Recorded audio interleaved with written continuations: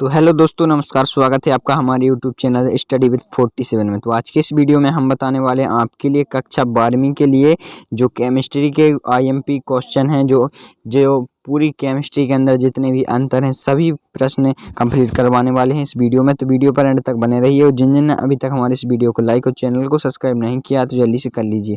तो इसमें आपके लिए सबसे पहला क्वेश्चन दिया गया है, जैसे कि दिया गया है आदर्श विलयन और अनादर्श विलयन में अंतर लिखिए। तो इसमें आपके लिए कोई 4 अंतर लिखने हैं, तो आपको सभी बताने हैं। तो चलिए, पहला क्वेश्चन आपको दिया गया है कि इसका अंतर है पहला कि आसवन द्वारा द्रवों में पृथक करना संभव है और अनादर्श में आसवन द्वारा केवल एक द्रव शुद्ध अवस्था में प्राप्त होता है। तो इस तरीके से आपको इस 4 अंतर दिए गए हैं, तो जिनको आपको पहला, दूसरा, तीसरा इन सभी को आपको पढ़ लेना है और आपको लिख लेना है। तो हम आपको दिखा दे रहे हैं, ये रहा, आप स्क्रीनशॉट ले सकते हैं और पढ़ भी सकते हैं।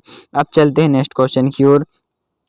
तो इसमें हम पूरे सभी अंतर कंप्लीट करवाने वाले हैं। तो इसमें आपके लिए दूसरा अंतर है, जैसे कि धनात्मक विचलन और ऋणात्मक विचलन वाले अनादर्श विलयनों में अंतर लिखिए। तो धनात्मक विचलन क्या है और ऋणात्मक विचलन क्या है, तो मैं आपको अंतर लिखना है। तो पहला क्वेश्चन है आपके लिए कि विलयन का वाष्प दाब राउल्ट के नियम के वाष्प दाब से अधिक होता है तो वह कहलाता है धनात्मक विचलन, और जिसका वाष्प दाब राउल्ट के वाष्प दाब से कम होता है वो क्या कहलाता है ऋणात्मक विचलन।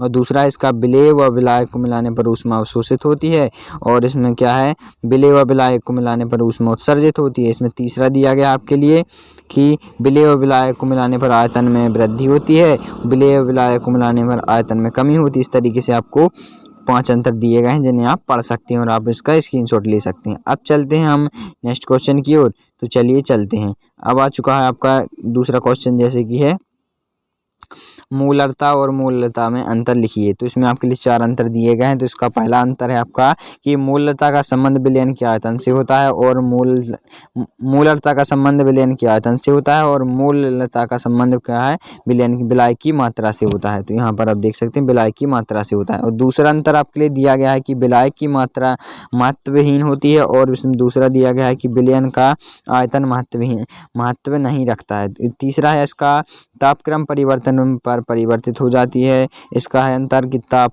का प्रभाव नहीं पड़ता है। चौथा है कि मोल प्रति लीटर में व्यक्त करते हैं, इसका मात्रक जो है मोल प्रति लीटर होता है, और इसका मात्रक है मोल प्रति किलोग्राम। अब चलते हैं नेक्स्ट क्वेश्चन की ओर।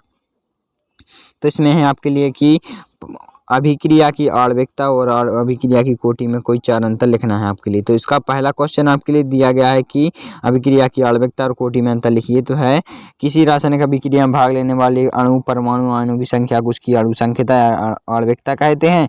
और दूसरा इसका इस तरफ वाला, तो अभिकारक, इसमें क्या लिखा है, अभिकार की अणु, परमाणु, आयनों की वह संख्या जिन पर अभिक्रिया का वेग निर्भर करता है अभिक्रिया की कोटि कहलाती है। दूसरा है कि यह अभिक्रिया में भाग लेने वाले अणुओं की संख्या में के सदैव बराबर होता है, और इसमें क्या लिखा है, अभिक्रिया में भाग लेने वाले अणुओं की संख्या के बराबर नहीं होते हैं। और इसमें आपके लिए इस तरीके से आपको क्या 4 अंतर दिए गए हैं जिनको आप कंप्लीट कर सकते हैं। अब चलते हैं नेक्स्ट क्वेश्चन की ओर। इसमें दिया गया अभिक्रिया की दर और दर स्थिरांक में अंतर लिखिए। तो इसमें आपको कोई 4 अंतर दिए गए हैं जिनको आप पढ़ सकते हैं और इसका स्क्रीनशॉट ले सकते हैं। तो वीडियो लंबी हो जाएगी इसलिए मैं आपको पूरा पढ़कर नहीं दिखा रहा हूं, तो इसका आप स्क्रीनशॉट ले सकते हैं। काफ़ी मोस्ट आईएमपी क्वेश्चन है जो हर साल पूछा जाता है। अब चलते हैं नेक्स्ट क्वेश्चन की ओर। तो इसमें है भौतिक अधिशोषण और रासायनिक अधिशोषण में कोई अंतर लिखिए। तो इसमें आपके लिए कुछ अंतर दिए गए हैं, 5-6 अंतर आपको। तो इसमें आपको सभी अंतरों को आपको काफ़ी कंप्लीट कर लेना है। काफ़ी अच्छे तरीके से 6 अंतर दिए गए हैं जिनका आप स्क्रीनशॉट ले सकते हैं और पढ़ सकते हैं। तो यदि आपने अभी तक वीडियो को लाइक और चैनल को सब्सक्राइब नहीं किया तो जल्दी से कर लीजिए। इसी के नीचे आपको दिया गया है कि द्रव्य स्नेही कोलाइड, द्रव्य स्नेही और द्रव्य विरोधी कोलाइड में अंतर लिखिए। तो पहला इसमें दिया गया है इसकी प्रकृति उत्क्रमणीय होती है, इसकी प्रकृति अनुत्क्रमणीय होती है। इस तरीके से आपको 3 अंतर दिए गए हैं जिनको आप पढ़ सकते हैं और लिख सकते हैं, और वीडियो को लाइक किए बिना कोई भी नहीं जाएगा इसमें। और बाकी और अंतर दिए गए हैं, 7 अंतर हैं जिनमें से आप कोई भी अंतर याद कर सकते हैं, कोई 4 या 5 अंतर याद कर सकते हैं। इसके बाद आ गए हम डी ब्लॉक और एफ ब्लॉक के तत्वों में अंतर। तो यह काफ़ी मोस्ट आईएमपी क्वेश्चन है यह भी। तो हमने जितने भी वो महत्वपूर्ण क्वेश्चन लिए हैं अंतर वाले, तो इनको आपको अच्छे से कंप्लीट कर लेना है। उसमें आपको इसमें पहला अंतर है कि इलेक्ट्रॉन डी उपकोष में पाए जाते हैं, और एफ ब्लॉक के तत्व में भी हैं जो अंतिम इलेक्ट्रॉन एफ में उपकोष में पाया जाता है। उसमें दिया गया दूसरा अंतिम अंतिम व उससे पूर्व के n/n-1 कक्षा अपूर्ण होते हैं। इसमें दिया है अंतिम है उसके पूर्ण के 2 अर्थात n-1 n-2 कक्षा का पूर्ण होते हैं। इस तरीके से आपको 6 अंतर दिए गए हैं जिनको आप पढ़ सकते हैं सरल तरीके बारे से। जो आपको सरल लगे उनको आप याद कर सकते हैं। इसके बाद अब आ चुके हैं हम लेंथेनाइड और एक्टिनाइड में अंतर है। लेंथेनाइड और एक्टिनाइड में अंतर जो है तो उनको आपको याद करना है। तो पहला है अंतर इसमें दिया गया है कि ये तो आपने पढ़ लिया है। अब इसके बाद आगे संक्रमण तत्व, इसमें है द्विक लवण और संकुल लवण में अंतर लिखिए। तो इसमें आपके लिए पहला अंतर यह दिया गया है तो इसको आप पढ़ सकते हैं और इसके बाद बाकी और अंतर इस तरफ दिए गए हैं तो उनको आप पढ़ सकते हैं। तो इन सभी प्रश्न को मैं और बाकी और प्रश्न काफ़ी जल्द उपलब्ध करवाऊंगा जो आपकी अर्धवार्षिक परीक्षा के लिए इंपॉर्टेंट है। यह मैं आपके लिए लेकर आ चुका हूँ, इसकी काफ़ी जल्दी वो भी आने वाले हैं। तो वीडियो को लाइक किए हुए, चैनल को सब्सक्राइब भी नहीं जाना। तो इसमें अब नेक्स्ट क्वेश्चन आ चुका है आपका फिनॉल एवं एल्कोहल में कोई 4 अंतर लिखिए। तो पहला है आपका अवस्था, एक क्रिस्टलीय ठोस होते हैं और एल्कोहल ये पतले द्रव होते हैं। गंध इनकी क्या होती है यह बताना है।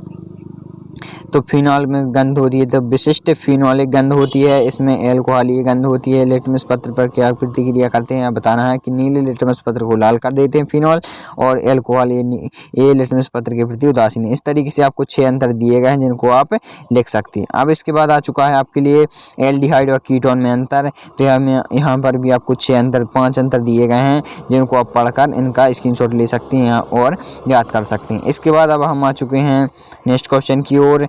अल्फा एमीन और प्रोटीन में अंतर लिखिए। तो अल्फा एमीन अम्ल पॉलीपेप्टाइडों के एकक होते हैं और प्रोटीन पॉलीपेप्टाइड होते हैं। और दूसरा अंतर दिया गया है रंगहीन क्रिस्टलीय पदार्थ होते हैं। इसका अंतर दिया गया है कि रंगहीन अक्रिस्टलीय पदार्थ होते हैं। इस तरीके से आपके 2 अंतर कंप्लीट हो गए हैं। इसके बाद अब हम आ चुके हैं डीएनए और आरएनए में अंतर। तो इसमें पहला क्वेश्चन आपके लिए दिया गया है कि डीएनए में कि ये 2 सूत्र होते हैं।